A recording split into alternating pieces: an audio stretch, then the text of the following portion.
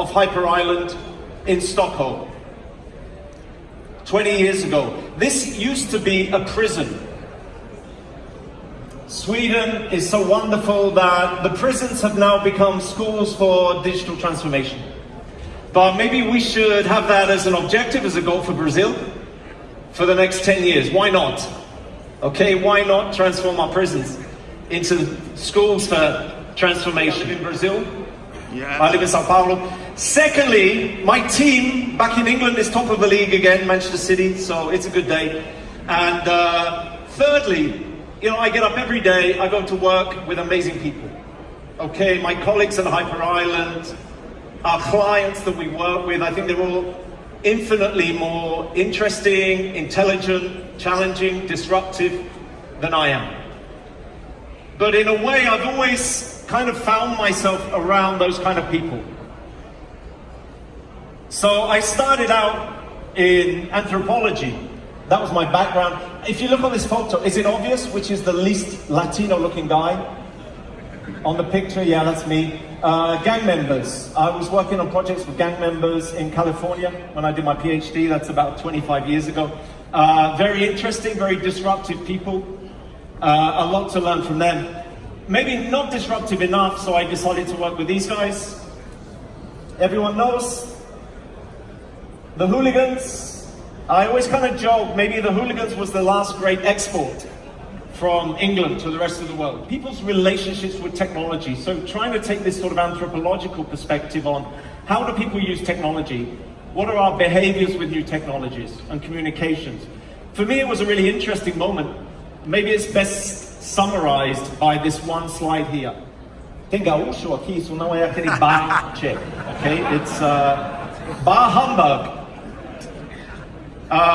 It was a really interesting moment. I think at that point in the mid-90s, there were a lot of people. I was going into meetings at the BBC, The Guardian, lots of newspapers, and I think a lot of people had a similar perspective. This thing called the internet, yeah, it looks interesting, but we don't have the journalists to fill this thing with content. We don't have all that we need to make sure this thing happens. There are a lot of people. Clifford Stoll, who wrote this, ironically this article was in Newsweek, which of course no longer exists, but he wrote this about what will the internet become. And I was listening to those conversations, and to me what became interesting was, it wasn't the BBC that created the internet. It wasn't The Guardian, it wasn't Global. It was us. We created the internet with all that fantastic content, all those videos of our kids doing stupid things, all those photos on Instagram of whatever we're eating at that particular moment. But I think for me what was interesting about that point in time, I think it was just a great example of how we all exist with these paradigms, ways of thinking, ways of looking at the world. And sometimes they can create blind spots. It can be very difficult for us to anticipate what the impact of a technology will be. How will we change? And I don't know about you guys, I wake up in this kind of autopilot mode. And I kind of think there's a lot we could reflect on that when we think about our concern about robots. Sometimes I feel like I'm becoming that robot myself. There's just so much stuff that I'm trying to take in and process. It makes it difficult for me to see those things when they're coming. Okay, it's difficult to make those difficult questions. It's difficult to really challenge what might be coming. And sometimes that happens, for me anyway, when I'm around my kids. You know how kids have that capacity to ask those questions that makes us stop and reflect. So I wanted to share a quick story. It happened to me quite recently. It's like a theme park, and I guess you can tell from the image here, it's where young people go to learn about jobs and professions. Is that a good enough description? The kids go and they learn how to do jobs, and they get paid some money and they spend the money. Okay, my left-wing friends told me that. I took our boy is Theo. So we took them last year. It's amazing. I don't know for you guys when you went there, but it always seemed whenever I went there, the first thing all the kids want to do is be firemen or firewomen. They run to go and do the fire activity. They love it. So we took them there. They were doing all the activities, having fun. It was the second time that we'd been there. And at one point, Theo stopped and looked at me and he asked that question. He said to me, "Daddy, is this work? Is this what you do, what adults do when you leave the house? Is this what happens?" I said to him, "Yeah, of course it is." And you know, your kid asks those questions and you don't always stop and think. But there's always something deep behind it. So, 5 minutes later, I asked him, "Theo, why did you ask that question?" And he said, "Well, Dad, like, where are the YouTubers? Where's Minecraft? Where's the virtual reality?" It took me another 5 minutes to stop and think about the importance of what he'd said, but I did stop and think, and I thought, wow, actually there is another interpretation of Kidzania. It's a museum. It's a museum to my world, the world that I grew up in. Our kids are growing up in a very different world. They see the world in a different way. They can reveal these things that we can't always see. They can make visible that invisible. I think that's incredibly powerful. I stopped to look around a bit more and I realized it is a museum. Look, I'm sorry if anyone from the foyer is here. I love journalists. My wife's a journalist. But this is maybe going to be the last place in the world where they print the newspaper at the end of the day. The kids do that in Kidzania. There was another thing there where the kids can learn how to teach other kids to drive cars. You know, Theo watches those videos on YouTube of the self-driving cars. He looked at that and said to me, "Daddy, why would I teach a kid to drive a car? The car will drive me in 5 years." The other thing was just, I'm sorry, people from Bradesco, if you're here, it's just the Bradesco's there, but you know, my kid, his understanding of a bank is it's the mobile phone. When Daddy puts his thumb there, we see if there's enough money for him to download another Lego or version of FIFA or something, okay? That's the bank. I think the other reason why it was a strange day for me, it was one of the first days when my kid said to me, "Daddy, what do you do? Can I go and play and be in your profession in Kidzania?" And I had to explain to them, sorry, there's no area for anthropologists within Kidzania. Maybe I was a little bit put off by that.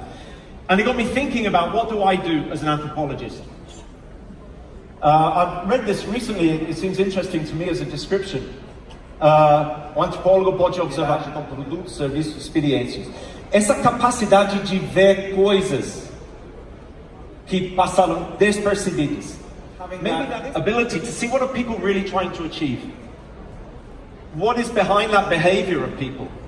I think that's a lot of what my work is basing with clients, is just trying to really understand that behavior.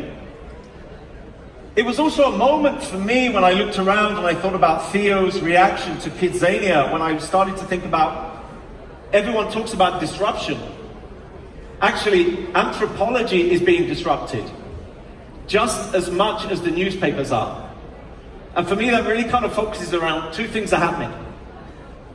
There are two new sciences that are really changing how we understand human behavior.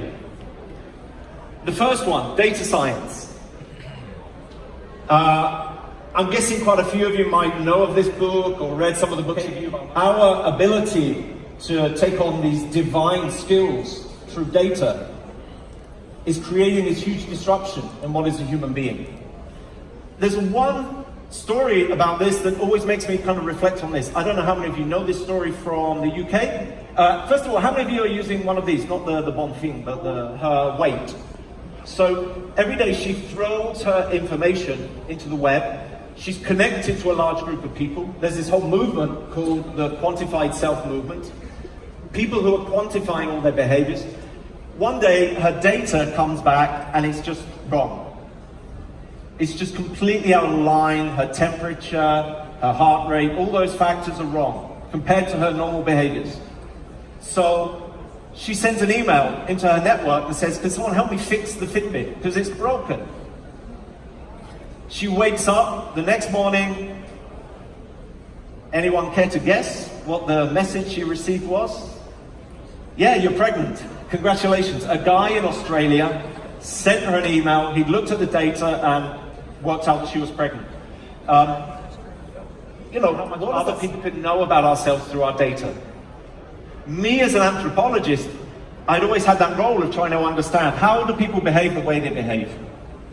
What drives our desires and our behaviors?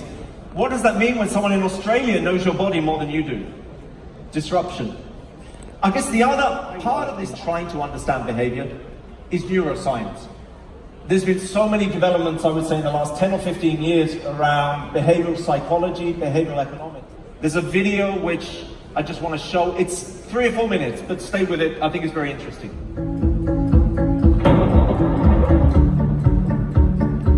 There's a puzzle about our memories of experiences. Let's call it the Disney paradox. And if you've been to one of the Disney theme parks, you'll know exactly what I'm talking about. If we were to sample your happiness level at, say, a couple of dozen different moments over the course of your park visit, my guess is that in a majority of those moments, you would actually be happier sitting on your couch at home. It's less humid there, less crowded.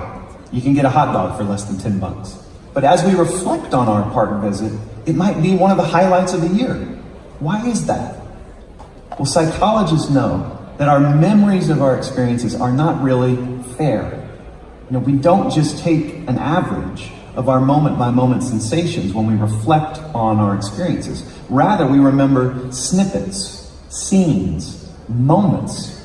And in particular, there are 2 moments that we disproportionately remember. The peak of the experience, which is either the best or the worst moment, and the ending. So when we look back on Disney, we tend to remember the roller coaster moments, the sweet family moments, the surprises. But we don't recall that moment-to-moment sweatiness and irritability. Now, when we talk about creating better experiences for the people we care about, whether that's our customers, our patients, our students, or our kids, what this means is that we're really talking about creating better moments. Great experiences hinge on peak moments. But there's a problem, because we're not trained to build peak moments. We're trained to fix problems. We think that to create better experiences, we take a survey and we collect all the complaints and criticisms and we fix those things. But fixing problems doesn't make people happy. Fixing problems whelms people. Not overwhelms, not underwhelms, whelms. If you drive down a stretch of the road with no potholes at all, you're not ecstatic, you're whelmed. If your cable TV functions exactly as it's supposed to, you're not happy, you're whelmed. So if this is the reaction that we want from people, we need to start building peaks. Let me give you an example. There's a hotel in Los Angeles called the Magic Castle. You're seeing scenes of it here. It's not a lot to look at, is it? The amenities aren't that great. Would you be surprised if I told you this is the number 2 rated hotel in Los Angeles based on thousands of reviews on TripAdvisor? How could that be true? There's a phone by the pool. It's cherry red. You pick up the handset, you hold it up to your ear. Someone answers and says, "Popsicle hotline, may I help you?" You can order up grape or cherry or orange popsicles delivered to you at poolside by someone on a silver tray wearing gloves like an English butler, all for free. There's a snack menu where you can get Cheetos and Cracker Jacks and cream soda, all for free, just for asking. There's a board game menu. There's a movie menu allowing you to check out things for free. There are magicians doing tricks in the lobby in the mornings. You can even drop off your laundry. They'll have it done, washed and folded by the end of the day. And now you're starting to get a feel for how this unassuming place could be the number 2 hotel in LA. Just ahead of, you see that? The 4 Seasons Beverly Hills. What this teaches us is something so important. Great service experiences are mostly forgettable and occasionally remarkable. People are willing to forget a lot of average, a lot of mediocrity, as long as there are some moments that are special. But those moments don't create themselves. And if we don't invest in those remarkable moments, look at what we're left with. If we want to improve the experiences people have, we've got to stop fixing potholes and start building peaks. Our brains really work. Maybe Some of the things we take for granted, the ways that we work, are challenged. So yeah, I kind of hit that moment. I guess, has everybody been on the will robots take my job site? I was starting to feel a little bit threatened. I'm being disrupted. I had to go on there and see, you know, for the anthropologist, how long before the robots come and take my work. I think it's natural, firstly, as human beings, you know, we feel threatened first. It's much more likely we feel threatened before we see the opportunities. When I start to see the opportunities, though, I think increasingly I like to think about this sense of augmented humanity. How much will AI, and I put into that category neuroscience, allowing us to understand EI, emotional intelligence, how much will those two things actually be a partner for me? How much will they free up my time, my skills to do the things that I'm best at? How many of those jobs that I do every day, I can let the data and the artificial intelligence do for me? How much will it become a partner? And I think all the time I keep coming back to, it's difficult for me, it was difficult, but increasingly I think over the last 5 years, I'm starting to realize it's just about giving me more lenses. It's just about giving me new opportunities to understand people's behavior, to see my own behavior, to see how other people really do interact, what are their desires, what are they doing. And I wanted just to quickly look at it in these two ways. I think that a lot of our work at Hyper Island is in the space of innovation. I guess a lot of you know this double diamond, but we're kind of always working in innovation to think about what is the problem, and then what are the possible solutions that we need to prototype, to test, to resolve that problem. Firstly, if I think about problems, I think a lot of my work and where maybe the sort of the human element of this is so important, I am always trying to find those invisible problems. One of the things about human beings is that we are incredibly good at resolving problems in such a way, especially in Brazil, nosso jeitinho, né? We resolve problems our own way. Then we forget about it. It's not a problem anymore. I already found a way to get around it. We are incredibly adept at doing that as human beings. We look for problems and we look for how to resolve them. But that doesn't mean that if someone comes in with a new experience that can resolve that problem in a better way, we don't want to go with it. I mean, no one was protesting in front of the hotels before Airbnb came along.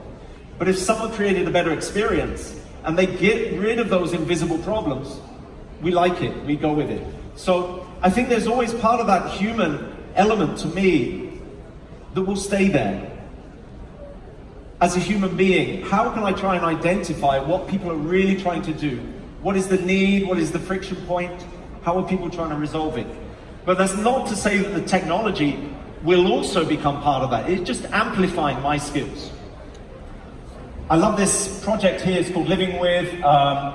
It's an artist in New York. She created this project where you use this t-shirt. The t-shirt has sensors. It picks up on your mood, how you're feeling.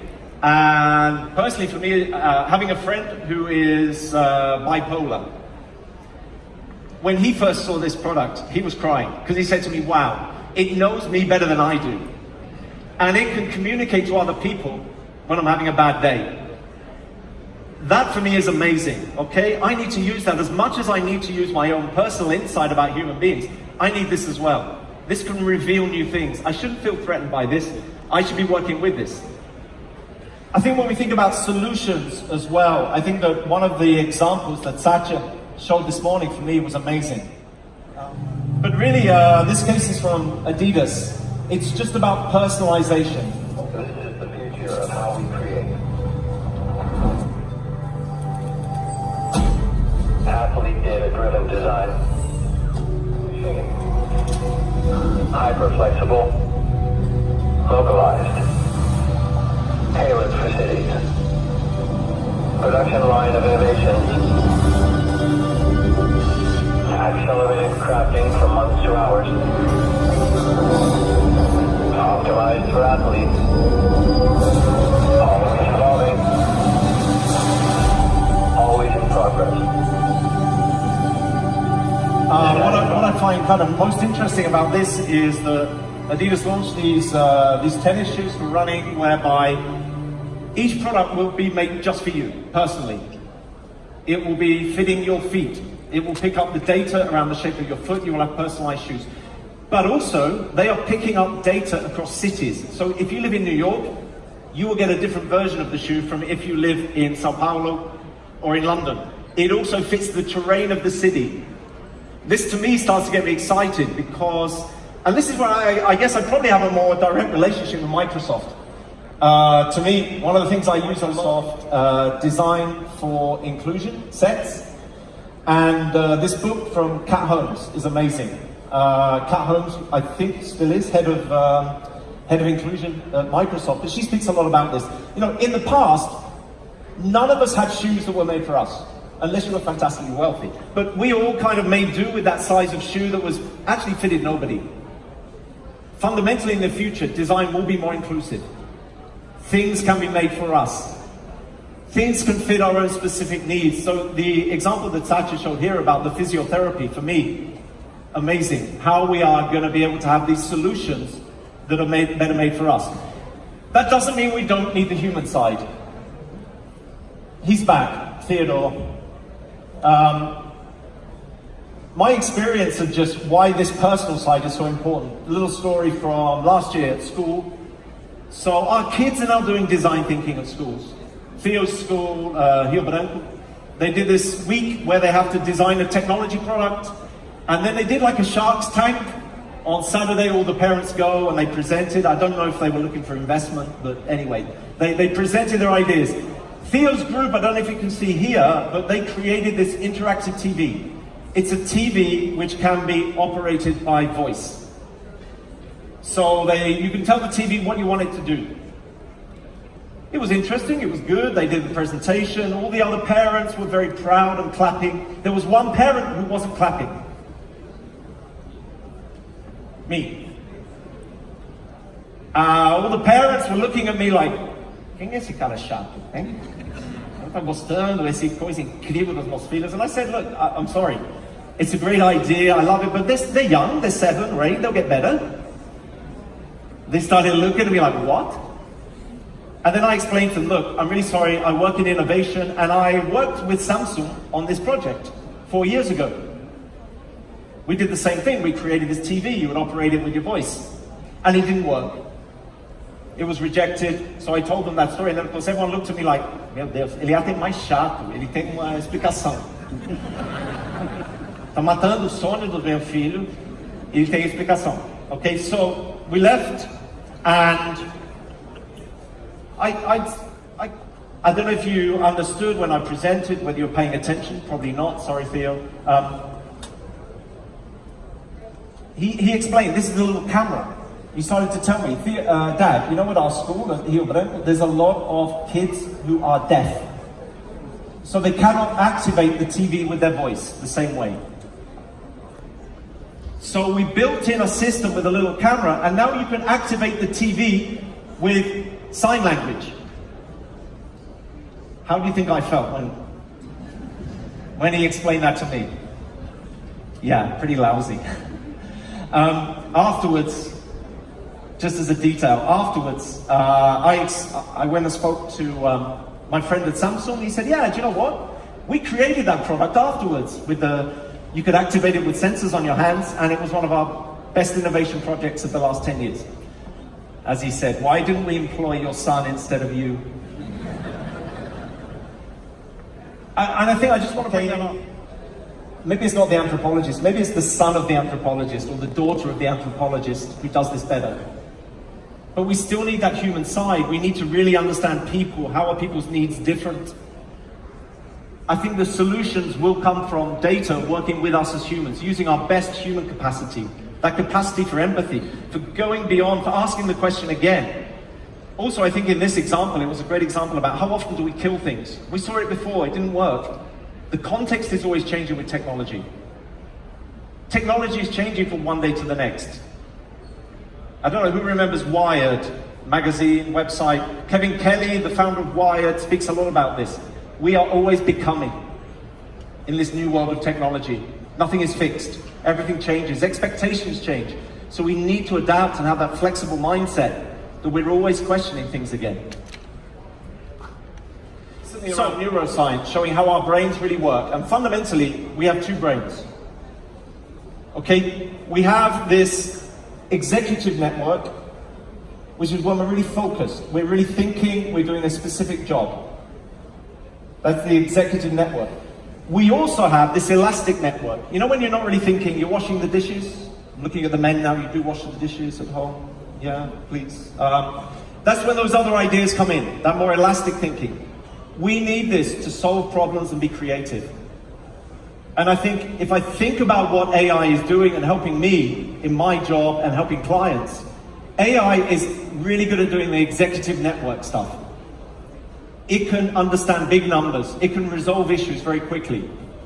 Take that off of me. Free me up to be doing more of the elastic network, to be thinking creatively, to be imagining possible futures. Tim Brown of IDEO, identifying what are those patterns. But we will still need human beings to try and define what is our desire. What do we want from this? How do we use our imagination to think about trying things differently? I think one of the incredible things about human beings, what makes us different from other animals? As human beings, our desires are always changing. We don't exist in that state of nature. We're always changing, okay? Each new technology brings along new desires, brings along new behaviors, which creates problems, which the next technologies come in and solve.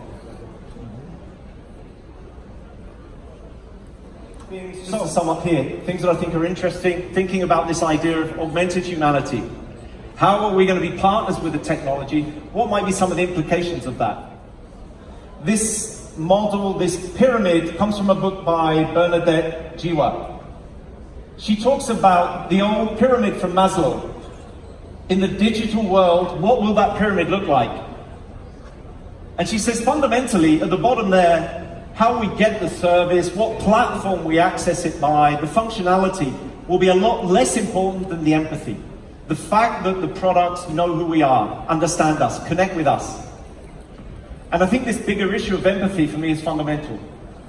If we want to connect with other people, first of all, we have to know who we are. Data, AI is just one of those things that can help me understand who I am. And if I understand who I am, it's a lot easier for me to understand who are you and connect with you.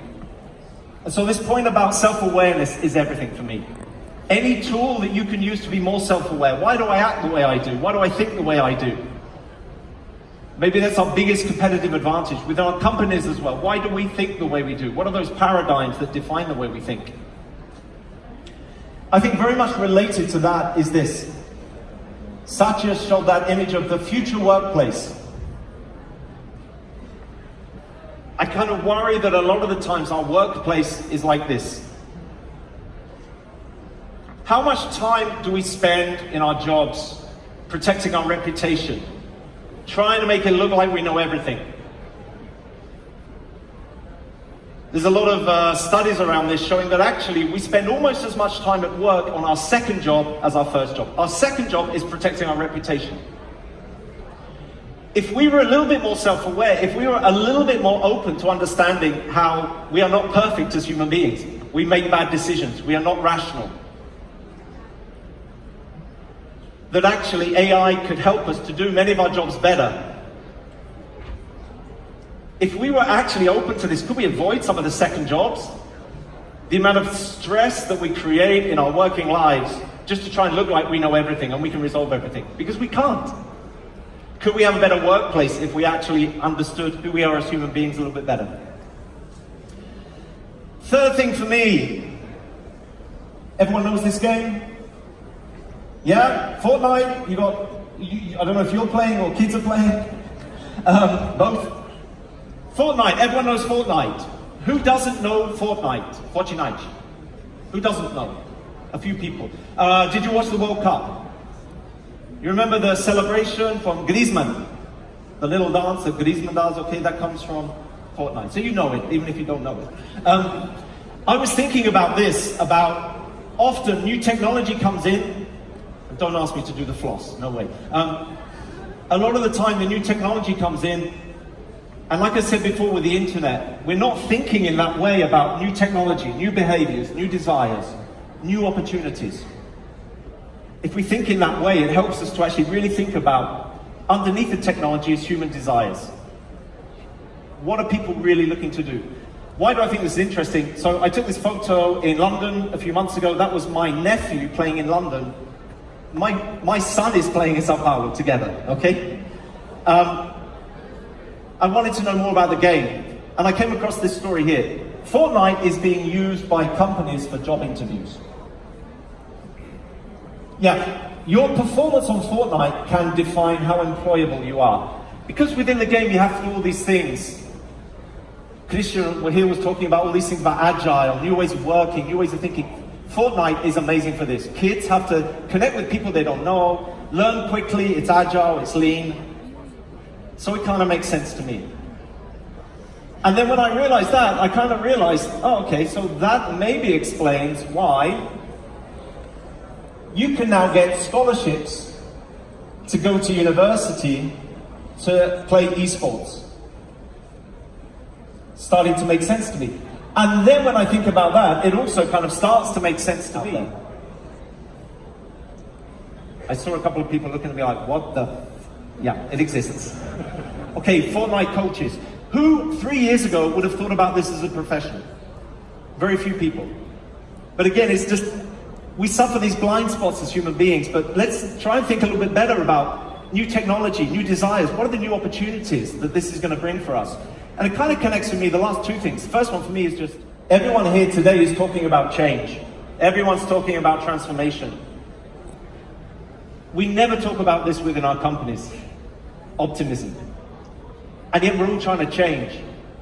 And I think that if we're not optimistic, we don't actually really believe we can make those changes happen. It's almost impossible that we're going to make that happen. A lot of you are leaders. I think part of leadership these days is energy and optimism. Helping people realize how they can be part of that change. Who are the most optimistic people out there? Of course, these guys.